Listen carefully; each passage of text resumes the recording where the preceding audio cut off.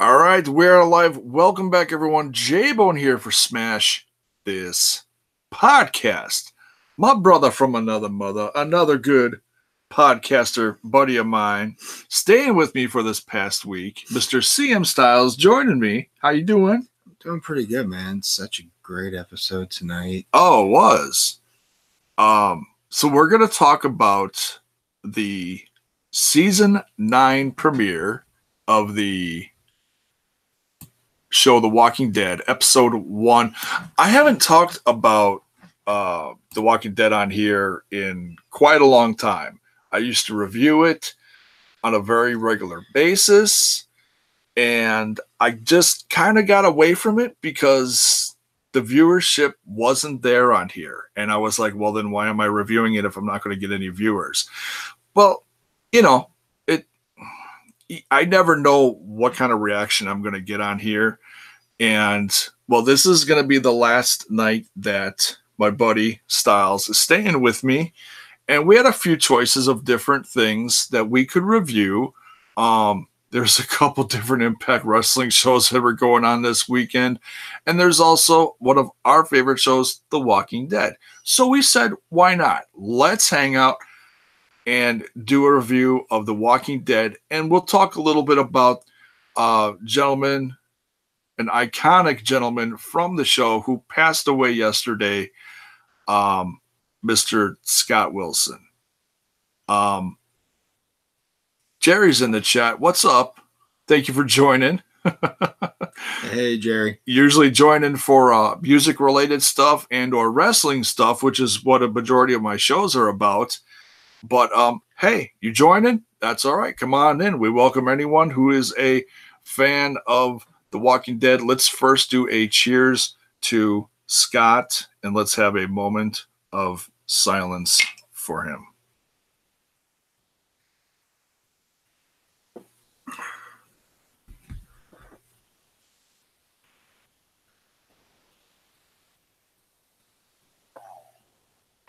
Thank you. We lit a candle, as I do with most of my videos when I do a tribute to someone. We'll call it the tribute candle. Let's talk about Scott a little bit. I can't say I'm the biggest fan of Scott Wilson. I can't say I know all of his acting work. I honestly only know his stuff from The Walking Dead. Your thoughts? I followed him a little bit growing up. I believe he was a Navy SEAL instructor in the movie G.I. Jane. And not only that, he had a big role. I believe he was a general in Pearl Harbor. Oh, wow. Yeah. The one with Ben Affleck? Yeah. And the other guy. Yeah, I can't remember his name off the top of my head. But Josh Hartnett or something like that. Oh, Josh Hartnett. Yeah. Or Hartnett, yeah. Growing up watching this guy in 90s movies was pretty cool. He was a military guy growing up, not actual military, but like acting wise. He did serve a role in military related movies. So I was just like, all right, he's an inspiration. And then, after a while, I did not see him on TV, and I was curious where he's been. And after seeing him on The Walking Dead, I was quite shocked. And his role was pretty damn good. He was this farmer out in the middle of Georgia, outside of the city limits of Atlanta. And he lived by a religious set of rules, and he just lived a strict life. And it's like, why couldn't more people be just like him? He became the moral compass of the show for a few seasons. He was the word of wisdom to Rick, keeping Rick on his feet. And I can't believe, not even 24 hours later, he's gone. And I send my condolences out to the Wilson family. Yeah, same here. To family, friends, and fans like we are. Rest in peace, Scott. I gotta say, like I said, I'm not super familiar with the rest of his work. Um, he did have such an iconic role on the show. Yes. That started off season 2, him leading his household and trying to keep his household together in the midst of a growing apocalypse, and just thinking, if I can skip ahead till like tonight's episode, Maggie's character, if you think inside the show, Maggie's character would not be who she was. She would not be the kind of leader she is. Now, granted, she is kind of turning a little dark, as we've seen revealed, and we'll get to that in a little bit. But she would not be the leader, the strong individual, the mother she is if it wasn't for Scott Wilson's character, Herschel. In fact, they named him Herschel. Yeah. Which was also a little bit of a stinging sad point in the show. The fact that I did not realize what they were naming the kid, because she's been pregnant for how long? Yeah, for quite a few seasons. Season 6, I think. Yeah. Something like that. And, well, now they did the time jump between 8 and 9, which is what? About a year and a half, 2 years. Yeah, about 2 years, give or take a little bit. Everyone's a little older, a little wiser, a little grayer. And we found out partway through the episode that Maggie's son is named Herschel. And it took me a second. I'm like, Herschel? It just, it's just one of those things. Going from farmer trying to keep his family together, becoming the moral compass in season 3, and fighting a war that nobody wanted in season 4, Yeah. and losing his life to the hands of the governor. Man, he just stood for. He's very similar, strong backbone of a character, similar to the name is escaping me, who drove the RV the first few seasons. Oh, I know who you're talking about. I can't remember his name now. The guy with the hat. Wait, no. I'm such a super fan, but I can't remember his name for some reason right now. Well, we don't watch it every single day. Jerry's just blowing up the chat tonight. When I was a teenager, I started watching The Walking Dead because of my brother. Yeah. What is your favorite scene in The Walking Dead? Oh, across 9 seasons, I don't think I could come up with a favorite scene. Yeah, there's too many favorites. There's been some iconic scenes in all of the seasons. We could say maybe what our favorite scene was from tonight's episode, if you like. But what do you think? My favorite scene was... Careful now. I'm just kidding. was the fall of one man, which we will talk about at the end of the show. Oh, that's dark. That was your favorite scene? Yeah, I've been waiting for this moment to happen to him. Oh, man. That's dark, dude. I know. Take a drink. I will. Oh, favorite scene from tonight. Oh, man. I think the suspense of taking the equipment out of the museum and getting across the glass, because a floor below, through the glass, you could see dozens of feisty walkers. Yeah, they were hungry. And that was a great kickoff to the season, and just showing how they've evolved over the course of the last 2 years, rebuilding, growing, using the things that they've gotten from the lady in the helicopter. Anne is her real name. Anne. When she gave that book, which I think a lot of people forgot about,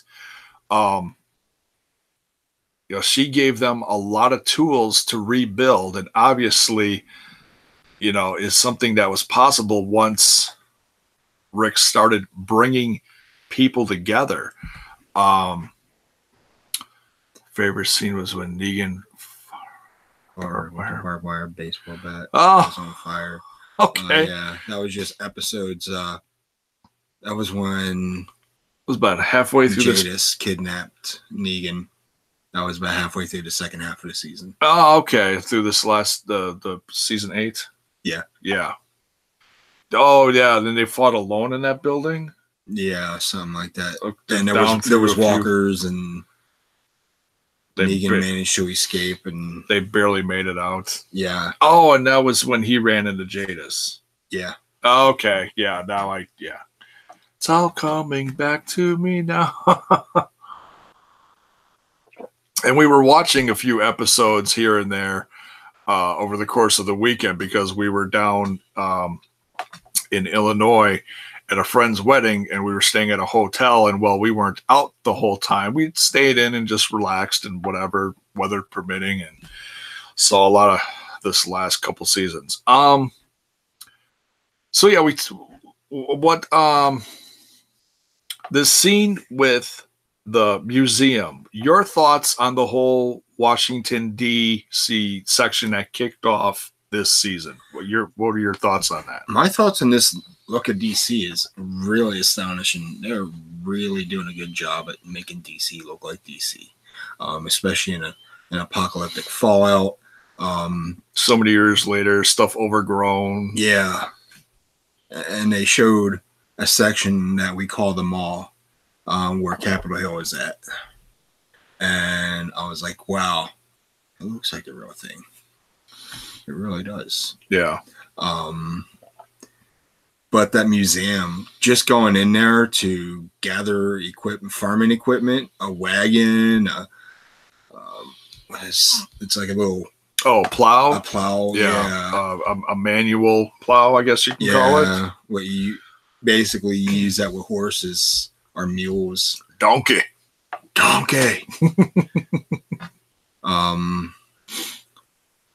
I thought that was very suspenseful, especially with the glass cracking along the way. Oh, and we almost lost the king.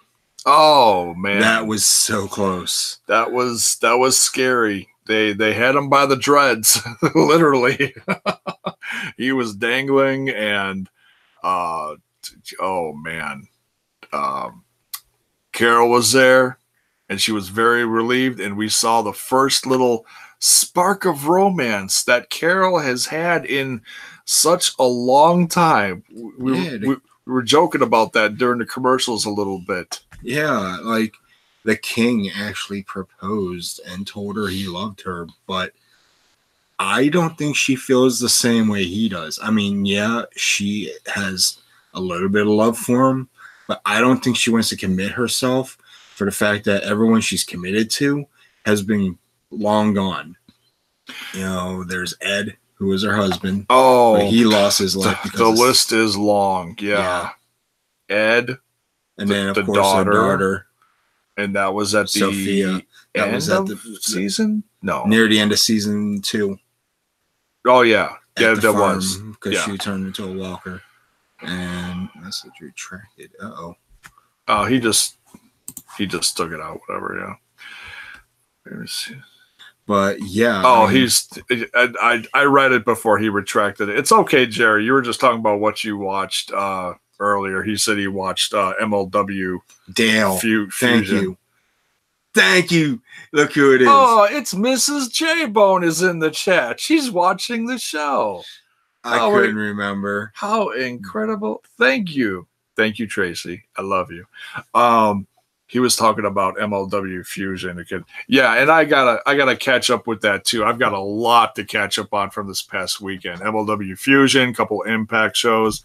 You just stay another week, dude. I would love to. I'll make it worth your while. I know you would. Not like that. I didn't mean it like that either. We'll talk later. I'm sure gonna miss you, man. Gonna miss you too, dude. Love you, damn it. Love you too, man.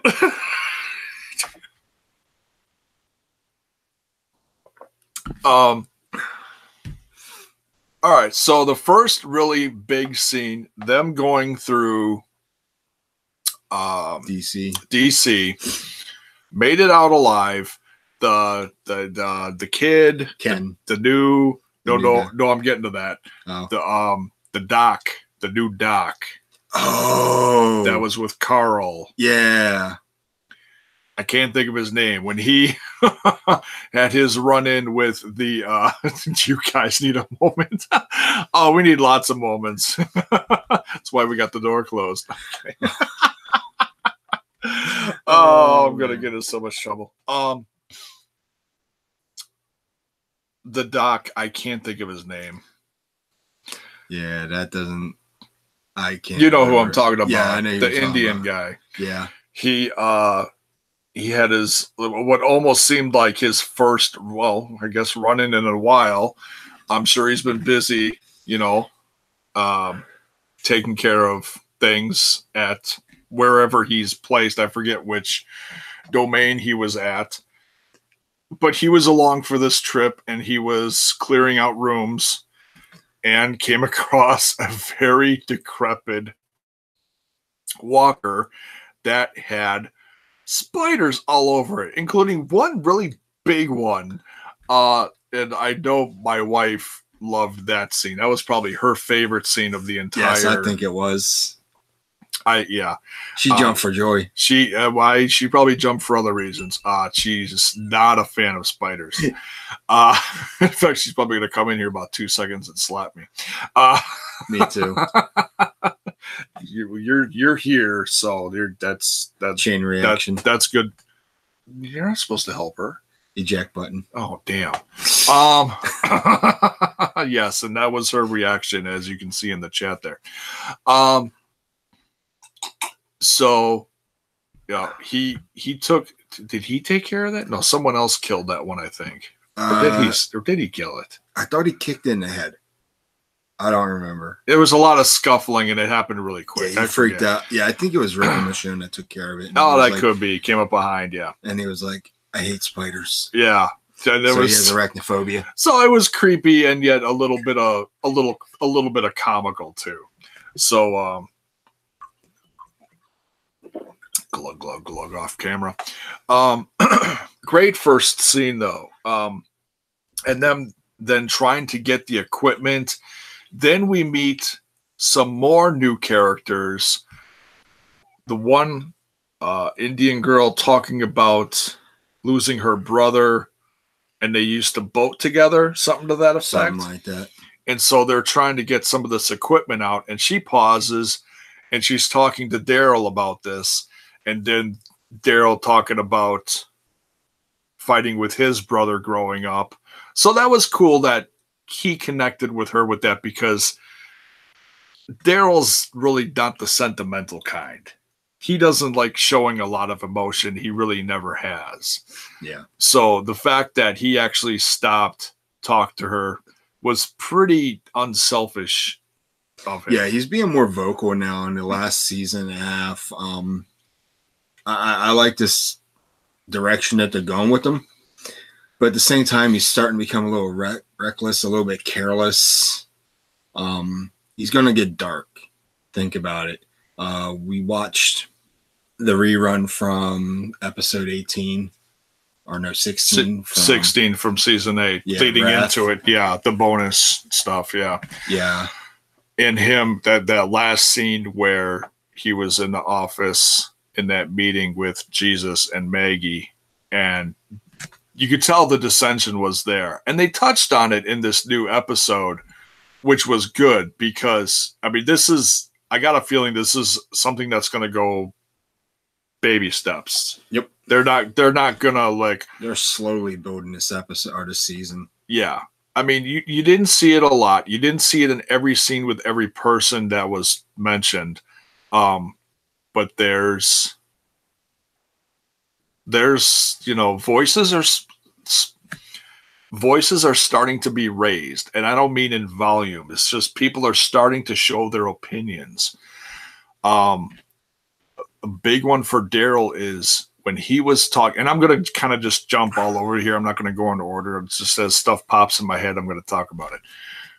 A very important scene was Daryl talking to Rick at the sanctuary, and he told Rick he was not comfortable leading the sanctuary, and he wants to step down. He didn't want to be in behind closed walls.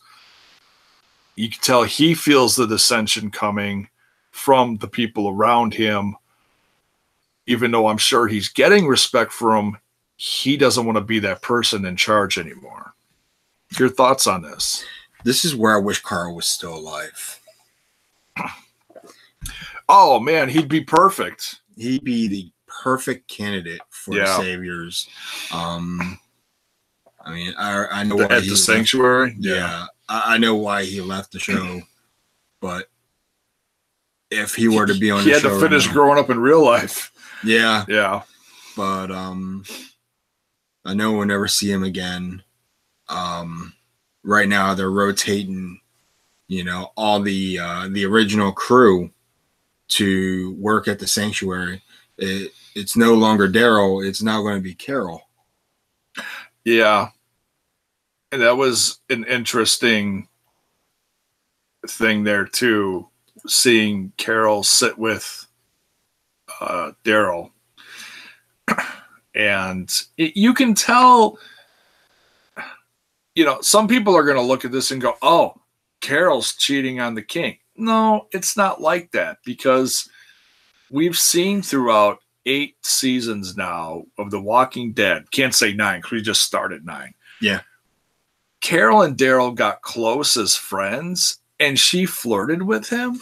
But he would shoot it down because, he's a shy guy, if you think about it. Yeah. I mean, he's socially active now, but when it comes to being around women, I want to know about his past, why he's that way. What made him, avoid being around women all the time? Was he abused by women growing up? We may never know, or we may find out this season with the different relationships popping up. Yeah, I mean, he said that he's happy for her. Yeah. So, and that's genuine, because you don't, like I said, he's not one to show a lot of emotion. And we're already seeing changes in people this season, which is, it's refreshing. It's a little strange. It's a little eye-popping. But it's cool. It's character development. And that's something that has to happen in stories like this to keep it going. It can't be the same people doing the same things all the time. And, oh, there's a zombie and it's dead. Continue? No, you got to do stuff like this. What is next? Thinking about we saw in the beginning. Go for it. One of the opening scenes was Rick opening a door, seeing Judith paint on a cardboard canvas with Michonne right next to her, and they were talking about all the characters. Oh, talk about a time jump. Yeah.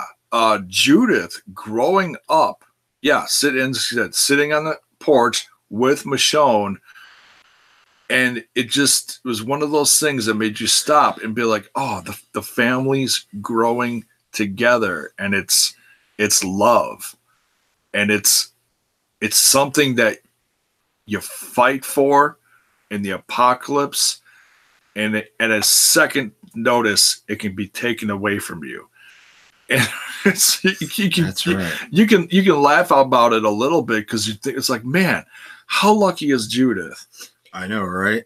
you know, this to last is this long in an apocalypse with her adopted parents. yeah, and you've read the comic books. Yes, I have. I have not. How long did Judith last in the comics? She died with her mother in the prison, thanks to the governor.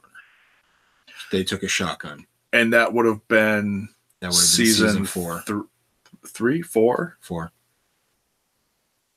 I thought it was season 3. They invaded the prison. Yeah. But Rick and the gang, they ended up chasing the governor and his crew away. And then as soon as they got away, governor killed them all. The governor ended up creating a new army full of mercenaries. And that was 4. That was season 4. That's when he reinvaded. Really...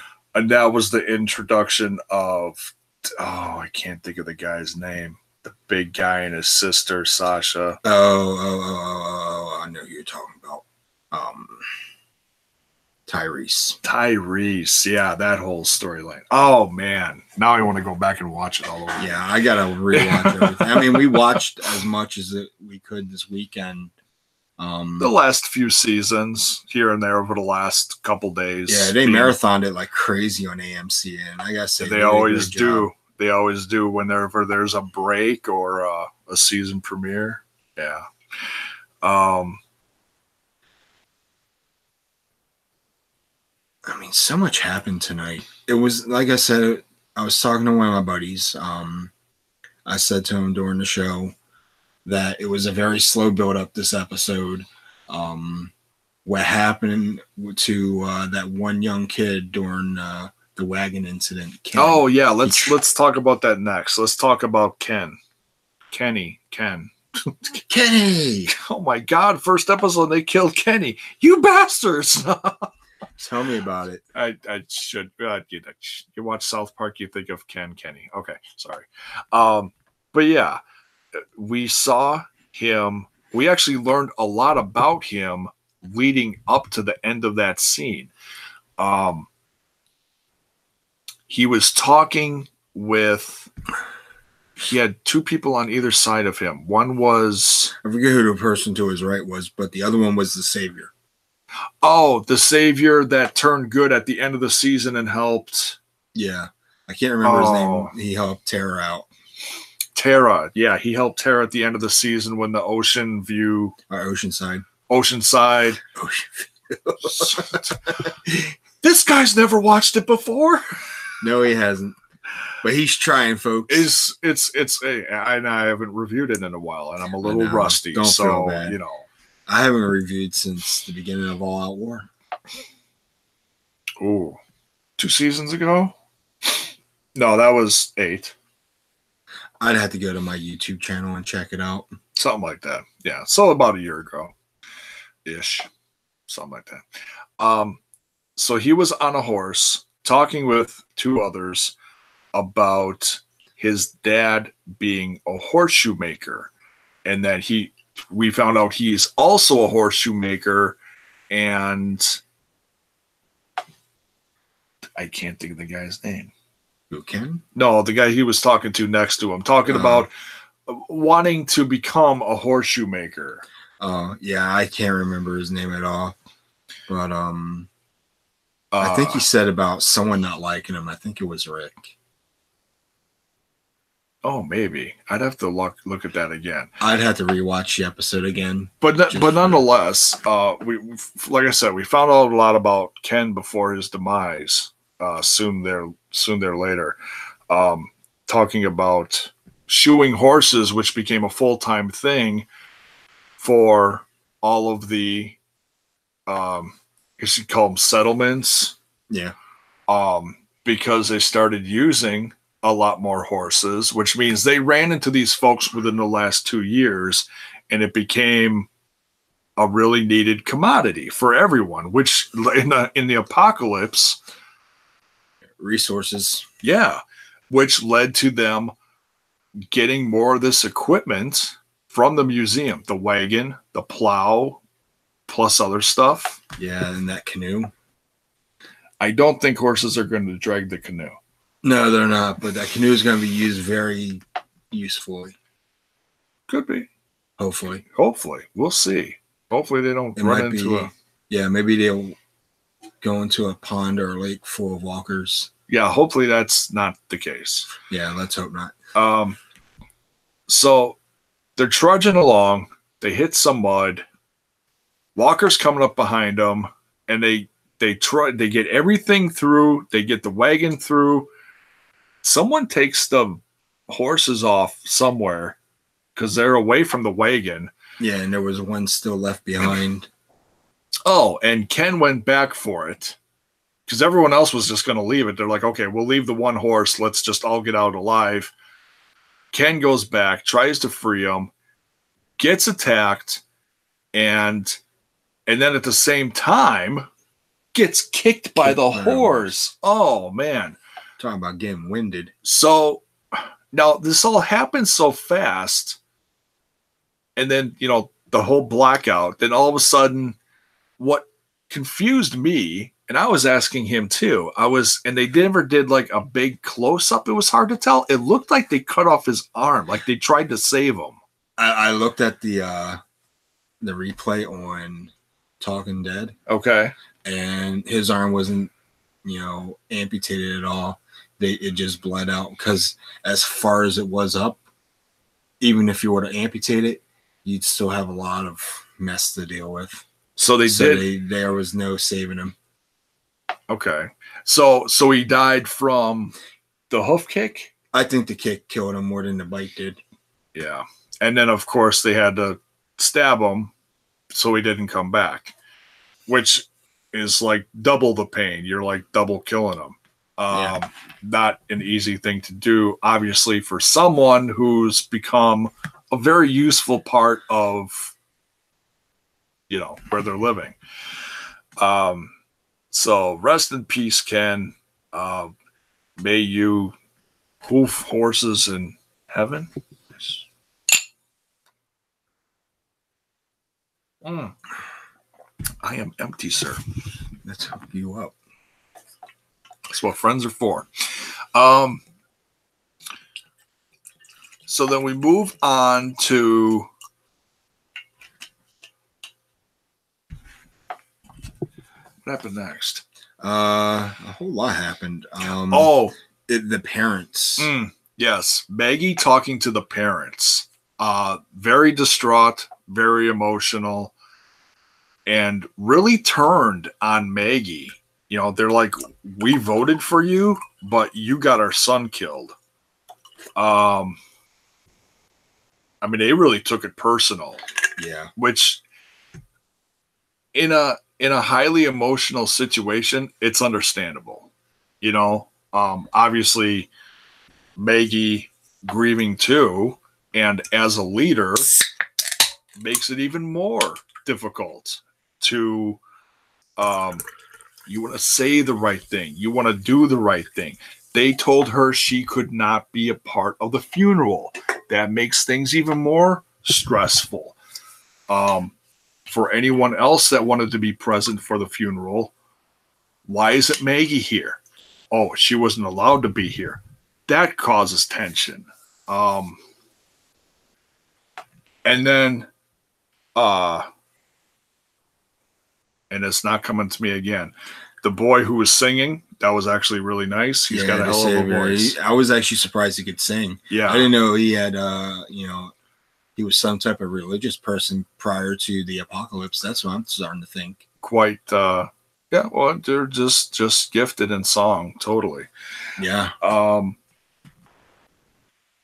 And as much as we may not like Gregory, what did he do at the funeral?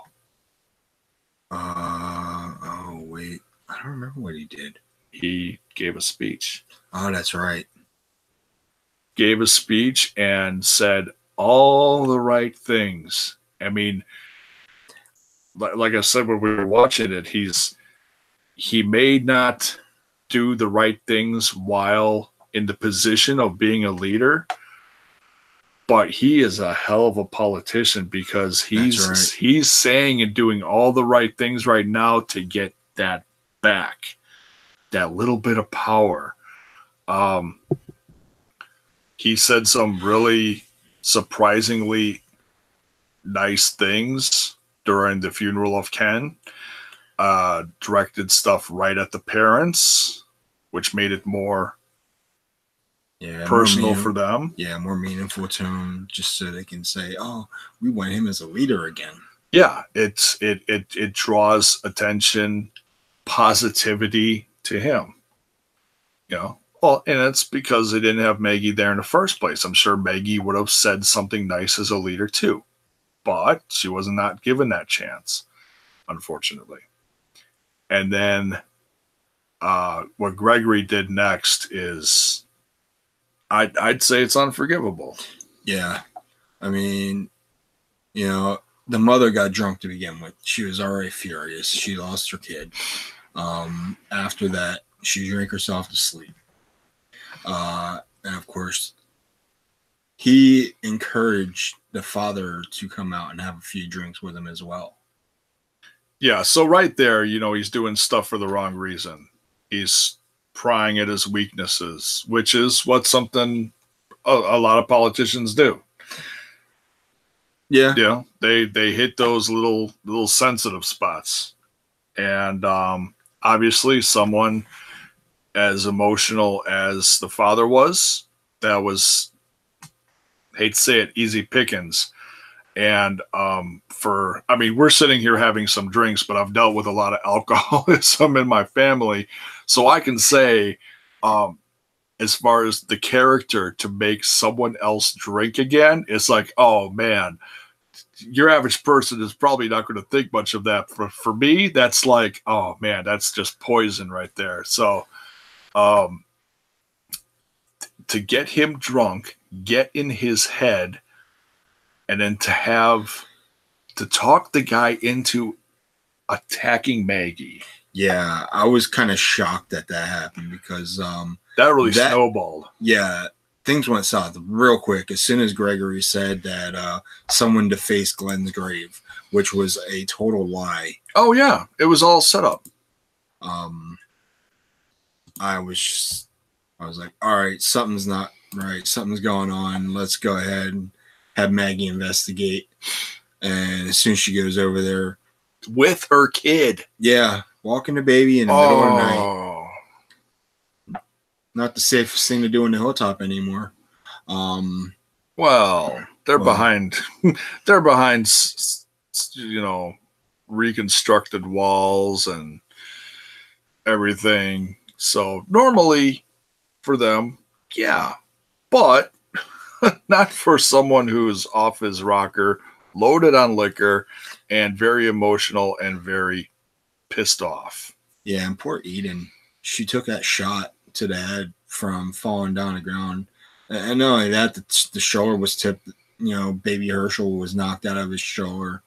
I was thinking to myself, boy, AMC is really going hardcore this first episode. Slow build up, but very, very lot of different pieces being put in pace to show where the rest of the season is going as far as emotions, politics, and I hate politics, but I enjoy watching this. I'll take this. You know, it's the only politics I'll watch.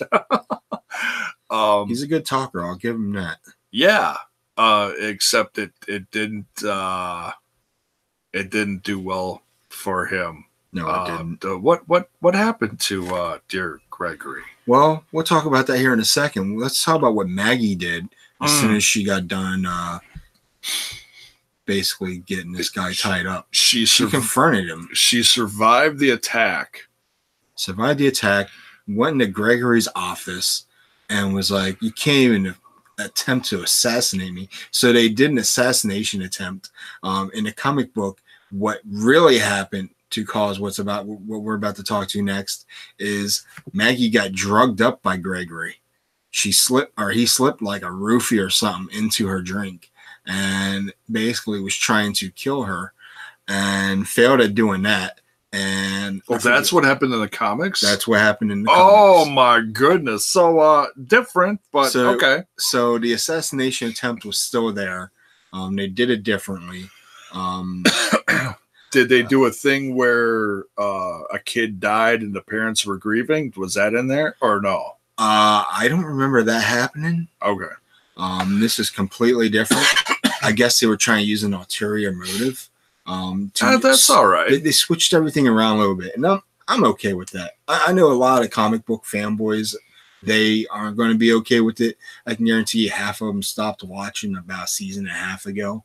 The introduction to Negan really screwed with a lot of people's heads. Yeah. But yeah, Maggie got drugged up in the comics. This time, Gregory tried stabbing her, and she used her combat skills and recovered the knife and put it to his throat.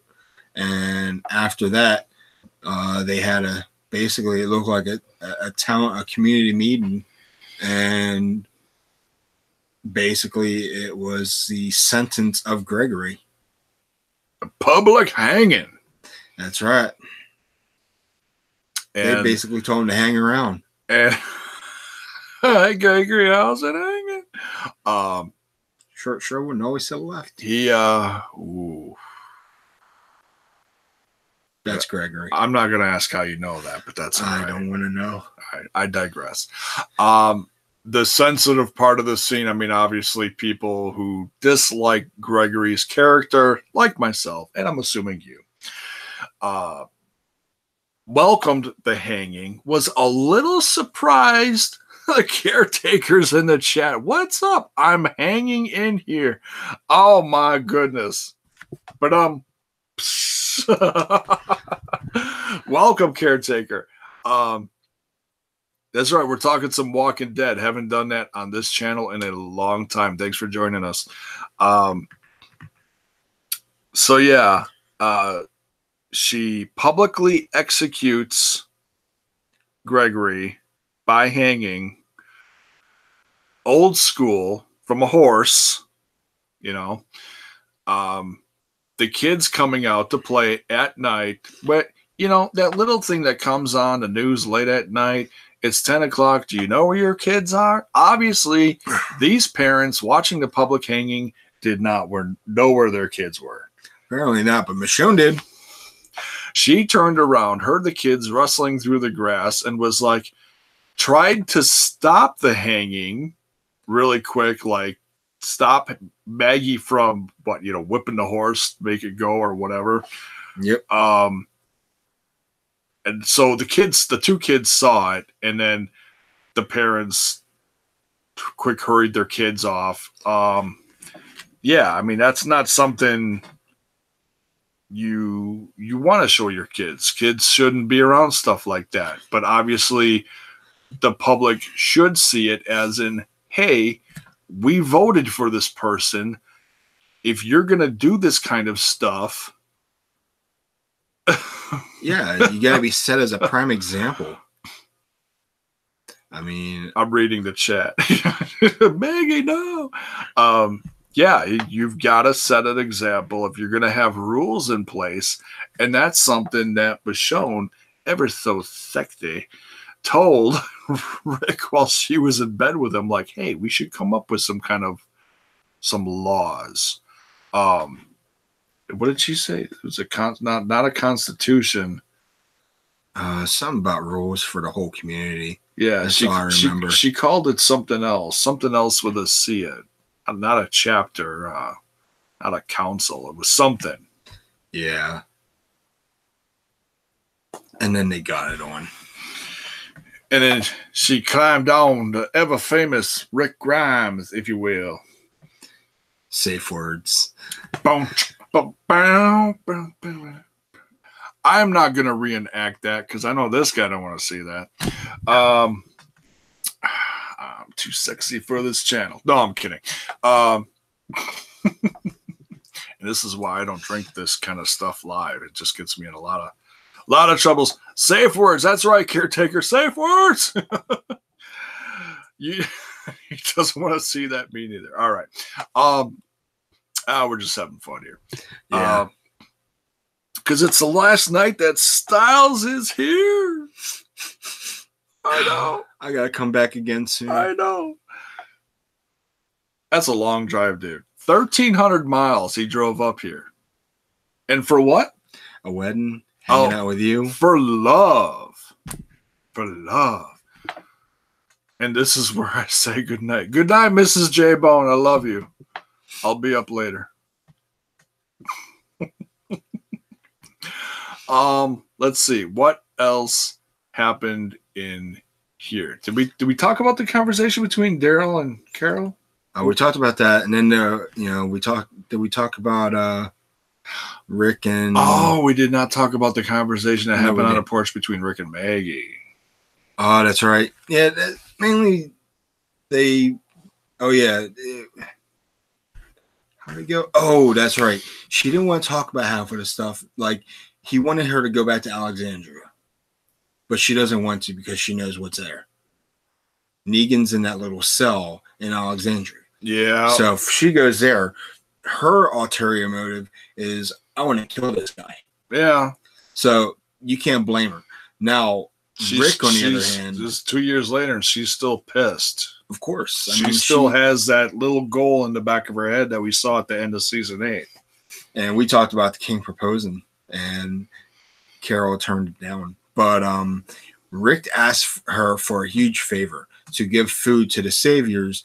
And in return, Maggie wants them to put in more labor to build that bridge that was destroyed. Yeah, they said some storm came through and destroyed the bridge. So, we're assuming like maybe a hurricane, something on the East Coast, something. Flooding, whatnot. I don't know. What happens around Washington? Virginia. Hurricanes actually do come up that way, tail ends of it. Yeah. But if anything, I'd rather call it a tropical storm. Tropical storm. Unless they get hit with a heavy storm, heavy rain.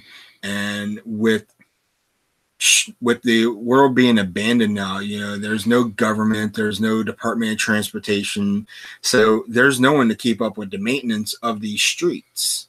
Yeah, bridges are going to fall by the wayside. I mean, shoot. There's going to be so much saturation. Yeah, look at my town, Milwaukee. The bridges all getting rebuilt within the last few years along the freeway where I live.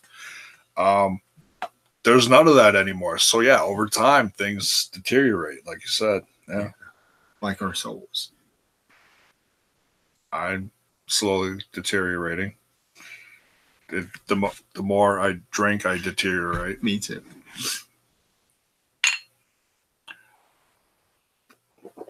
This podcast is deteriorating. Tonight is. Tonight only. A deterioration of Smash This Podcast. You heard it here first. That's right. Sad but true. No. But yeah, thinking about the environmental damage, I can't wait till they start rebuilding, and it's going to be great. It's coming because they showed that in the trailer. They showed everybody working together on the bridge. So after a while, the tension goes up, and because it's still the saviors trying to do their own thing. Speaking of the saviors, how about that little posting on the wall? We are still Negan. Daryl and saviors furious about that. Saviors save us. We are still Negan. Yeah, so there is some underlying tension. Some still not happy about Rick taking over. I mean, he didn't do this to, okay, now I'm your boss and you're my bitch. No, he did it as in, we can work together for the better good. Period. It's as simple as that. And which is why he went to Maggie like, hey, we need a little more help from you because this group over here is struggling. Oh, wait, we were all wired to hate this group over here. I don't want to help this group. Let's have them do more. There's still that underlying tension.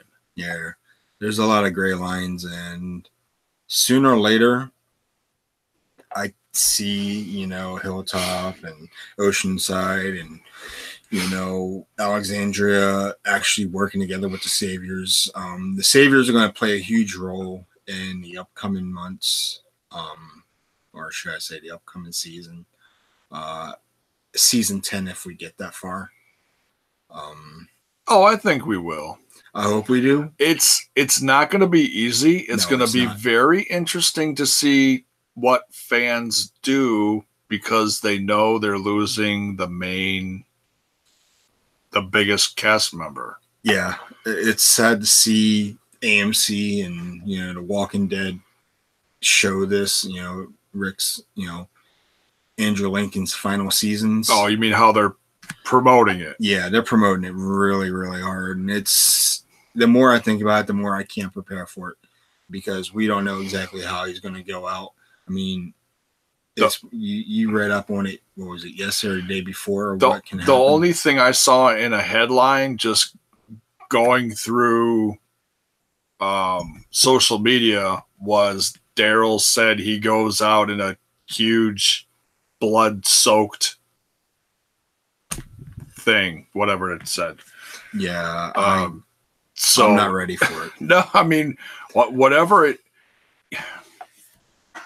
We've lost a lot of important members of The Walking Dead over the years, and it's never easy. Whether it's someone you don't like or whether it's someone you do like.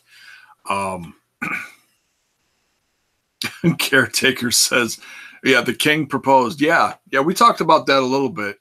That was really something, how she rejected him in the most kind manner, kind, loving way. And without he's like saying anything. And he was like, all right, I'll wait. I'll be paid. I mean, that's love. If she's like, I'm not ready, he's like, I'm still here. That's cool. He also says, I will still watch, but they better not mess with Morgan. Yeah, and word has it Morgan's on his way back to Alexandria. They're trying to wrap up Fear the Walking Dead. That explains why they're killing off most of the cast members now, because some of the important ones, like Maggie Grace's character and Morgan's going to be on The Walking Dead now. Oh, so like the next season may be the last, do you think? I wouldn't be surprised. And I wouldn't call that a failure of a show. It's just there's no direction for it anymore. It's hard. I mean, this last season, I felt story-wise was like really good. I mean, from where they took stuff, and Morgan being the main guy, and then they got rid of some main characters, one after the other, and it's not hard. The family that started the show is gone. It's hard. Excuse me. I missaid that. It's hard keeping the viewership once you start losing those big main characters. The dad was lost, and then the mom's lost, and that's like the two big right there, and then the kids. Yeah, you got one kid left from the main family, and that's the daughter. What's her face? Allison? I don't know. There's a story of a family in apocalypse. I can't think of her name. Yeah, I mean, I hardly watch the show, but when I see bits and clips and bits and pieces and stuff like that, I say to myself, I kind of wish I did watch it, but after seeing what's going on, I'm glad I don't. It's a great story. I mean, I've enjoyed it. I binge watch it. I almost never watch this live anymore. I'll binge like several episodes in a row. I'll say to Mrs. J Bone, hey, we want to catch up on Fear the Walking Dead, and we'll watch like 3 or 4 episodes in a row. Yeah. Even though Shane was not going to be on forever, I was crushed. He is my favorite character than Morgan. Yeah, see, Shane lasted longer on TV than he did in the comic books. As soon as Rick came back in everyone's life, Shane tried to kill Rick in the comics, and Carl ended up, he drew the gun out on him in that field, but what happened was he did it in the woods, and Carl saw it and killed Shane. And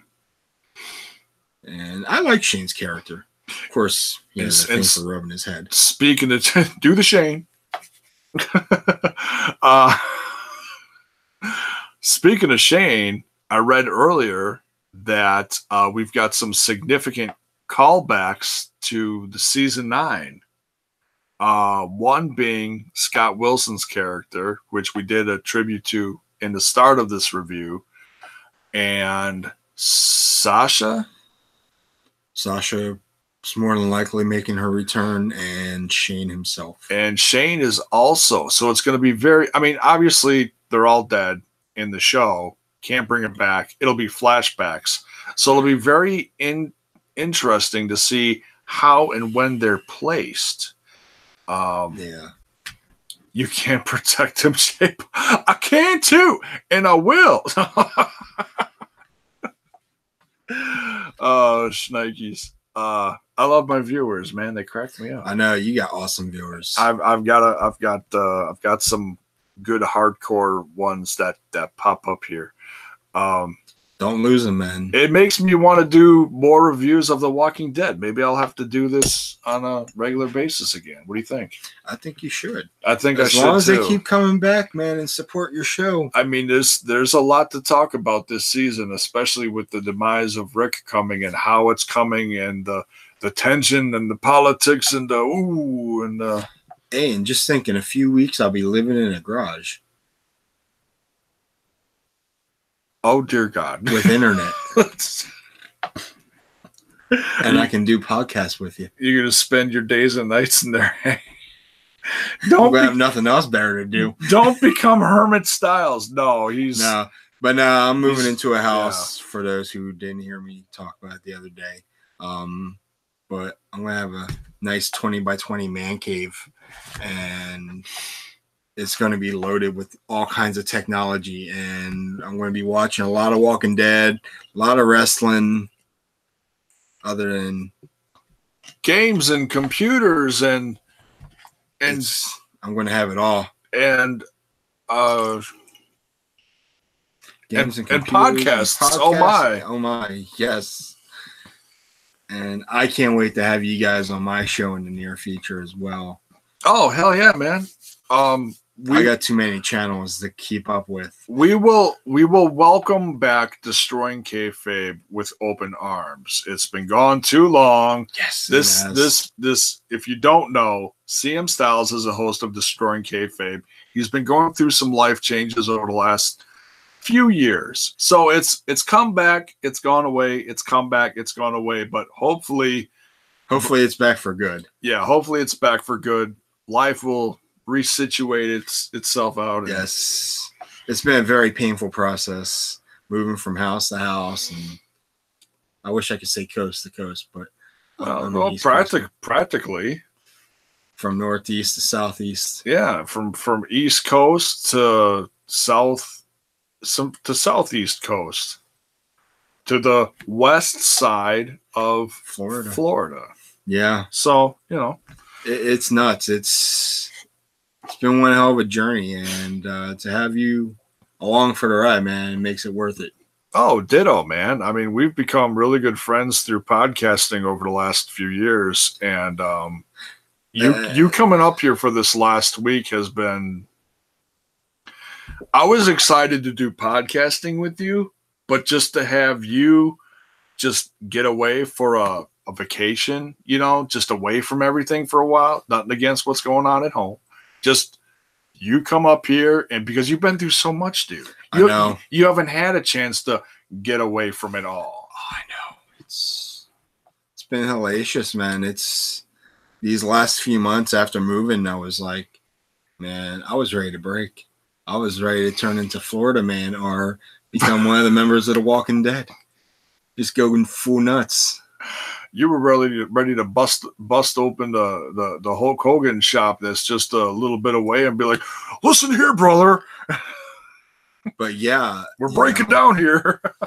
But yeah, gotta say, it's been the best week of my life. I haven't had a week like this in forever, and I know if it wasn't for you and Mrs. J-Bone, none of this would be happening.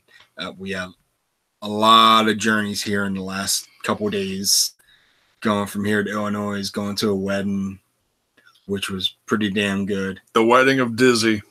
Yes. Congratulations, Dizzy. Once again, hats off to you. We love you, Diz. This man drove 1,300 miles to my house, and then we drove down halfway through Illinois to your wedding, and it's worth it. You know, and now I got to drive 1,300 miles back home. You don't have to. No, I know. Kidding. No, I know you do. I do eventually. I know. But hey, man, next time I take a trip, I'm going to try to fly, or I'm going to take a bus. Take an easier way up here, man. Hey, man, I enjoy the scenic route. You can borrow a horse from a showing or something. I'll use the horse that kicked Kenny tonight. Damn. I'm sure they don't need him. We were going to put the horse down, but we gave it to Styles. Oh my goodness, it just went dark. So yeah, we'll wrap up this review. I think we pretty much covered everything. Yeah, I think we did. The romance, the attempted murder, the Washington D.C. Adventure, death of Ken, the death of Gregory. Oh my goodness. And we got to see the amazing Spider Walker and Spider Walker. Oh, there goes a copyright strike. No, I'm kidding. I know, right?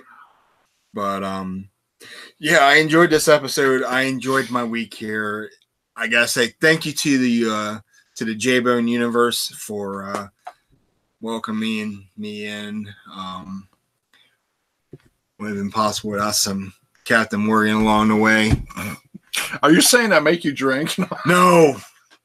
I'm just a bad influence. No. We got stone cold drunk. That's for damn sure. See? Oh, plug. I am wearing the wrong shirt. I was going to put on my Walking Dead shirt. I was going to wear my Smash This one more time. It's all right. But it's all right because did you put in a link below? The link is in the description. Folks, for you new here, Smash This Podcast is going pink for the month of October. Thank you. See, sometimes you do have more brain cells than I do. Don't ask me where they come from. It's from hanging out with me. I know, right? Actually, my wife would probably take the credit. Yes, she would. But Smash This Podcast is going pink for the month of October. If you order a t-shirt in the link down below, it's got all the Rant with Ant, the Wrestle Addict, that's the old one. Wrestle Addict Radio shows are on the shirt, all in pink, and the proceeds go to fighting cancer. I can't think of a better thing to support a cause for.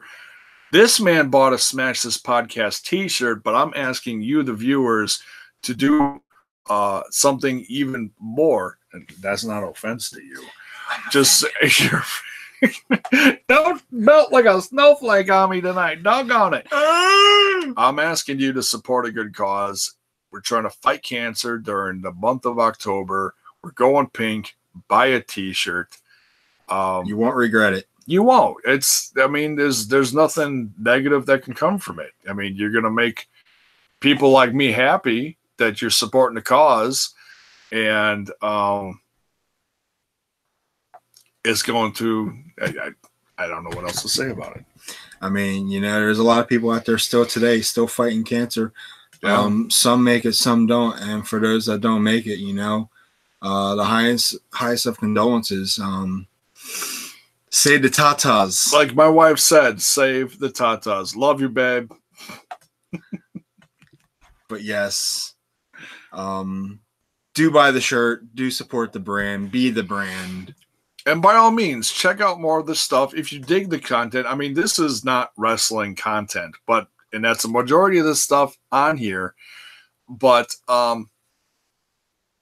if you like what you're watching, by all means, don't forget to smash that like button. Oh, I'm way too far away. Smash that like button, smash that sub button, and ring that bell for notifications so that you know when more of my content hits your screen. Look at that. I had like 3 drinks tonight, and I didn't even flub that once. I know, right? No Brie Bella mode. We won't even talk about that. Cheers to you all. Rest in peace, Scott Wilson. You will be sorely missed in the world of The Walking Dead and all fans. My condolences to family, friends, fans alike. Any final words? Great episode tonight. Look forward to the next 7 episodes. Especially with this season being the final season of Rick Grimes. Yeah. So here's to you, Rick. Oh yeah. I'm not ready for you to go, but you are. No one is, except for Rick. Only Rick can be ready. Yeah.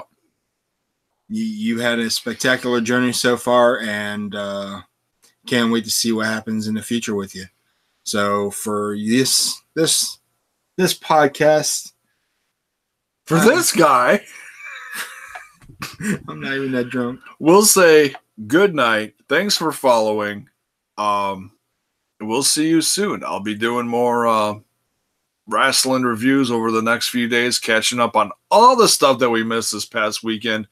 Thank you so much for joining me this past week. It's been an absolute pleasure. I love you, brother. I love you too, man. I hope you can get back up here sometime in the future. You know I will. And whenever you get set up again over the course of the next month or two or whatever it takes you to, no rush. You know you're welcome back on the podcast to talk more Walking Dead and or anything else. Well, as soon as I get my stuff in order down there, guess what? It's Lucha Underground and TNA Impact. Woohoo! Sounds like a good combo to me. Oh yeah, dude. Sounds good. Serve it up. And we'll see you guys soon. Hope you enjoy the rest of your weekend. Good night, folks. Peace out, y'all.